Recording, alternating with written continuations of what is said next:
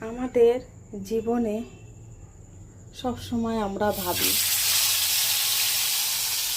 সব কিছু না, কষ্ট জীবনে করব না, সব কিছুই পেয়ে যাব। কিন্তু না, অনেক কষ্টের পরিশ্রম করলেই ভালো থাকা যায়, ভালো খাওয়া যায়, সেইটা আমরা অনেক সময় ভুলে যাই। ও অন্যকে দেখলে যে ও এটা পেয়েছে, আমার কেন আমি পাচ্ছি না, না, সবসময় মনে এই চিন্তাধারা থাকে আমাদের। কিন্তু সেটা তো আমাদের হয় না বাস্তবের সঙ্গে মিল করতে গেলে।